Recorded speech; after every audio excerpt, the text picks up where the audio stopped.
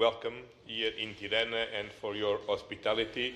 It's always for me a pleasure. Sepse për mua është gjithnjë kënaqësi që të vi në Tiranë dhe sot unë vlerësoj dhe përgëzoj vendosmërinë e Shqipërisë dhe përpjekjet e saj për të bërë shtet antar i Bashkimit Evropian dhe kjo në saj të në veçanti rolit tuaj, Edi, një rol as pak të vogël sigurisht dhe angazhimit tuaj personal në këtë proces. Javën e shkuar, ashtu siç e konfirmua pra edhe në konferencën ndërqeveritare, ne pamë ecurinë e Shqipërisë dhe Shqipëria në fakt ka përmbushur piketat e ndërmjetme për grup kapitullin e parë të çështjeve themelore.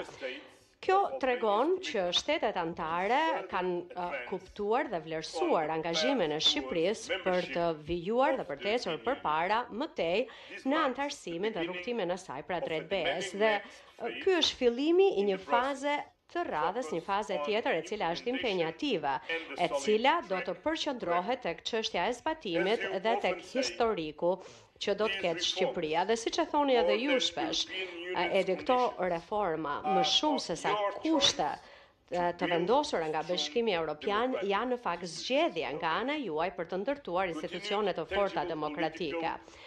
Që do të thotë që një angazhim i vazhdueshëm i prekshëm politik për sundimin e ligjit dhe për ruajtjen e një gjyqësori të pavarur dhe llogaridhënës janë themele thelbësore për antarësimin në BE.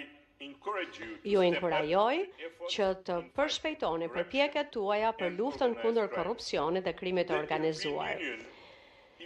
Bashkimi Evropian është në fakt partneri më i besueshëm i Ballkanit Perëndimor dhe i Shqipërisë, është edhe investuesi kryesor dhe partneri më i rëndësishëm tregtar. Bashkimi Evropian mbështet pra pikërisht ecurinë e Shqipërisë, që Shqipëria të jetë një vend i begatë, i sigurt me anën e projekteve konkrete dhe politikave të tilla, si për shembull qasja që ju tashmë keni në zonën SEPA të pagesave në euro, ndërkohë në formë graduale ju po integroheni në tregun unik të BE-s, në programin e roamingut ose Roam Like at Home, apo në skemën zbulohe kurudhat e BE-s.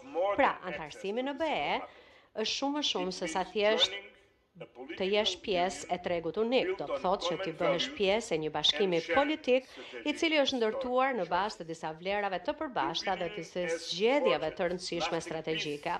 Bashkimi Evropian ka sjellë paqe dhe stabilitet afatgjatë në kontinent për të gjitha shtetet anëtare, nëpërmjet institucioneve të forta demokratike, por edhe lidhjeve të forta ekonomike.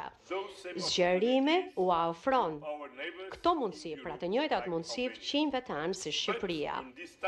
Por, në këtë kohë, plot pa siguri gjeopolitike në mbar globin dhe pa stabilitet ekonomik, më shumë se sa mundësi, zgjerimi është gjithashtu dhe një domosdoshmëri gjeostrategjike për Europën.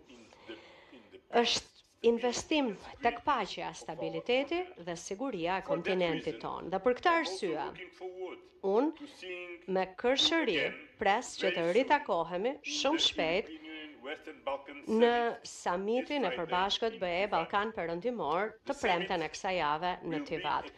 Samiti do të jetë një shenjë e qartë e vendosmërisë tonë për ta çuar më tej bashkëpunimin ton dhe për të ecur më tej në këtë punë që është bërë për zgjerimin e Bashkimit Evropian. I dashur Edi, ti ke një traditë që do të thotë që gjithmonë më propozon dhe më rekomandon letërsinë shqipe.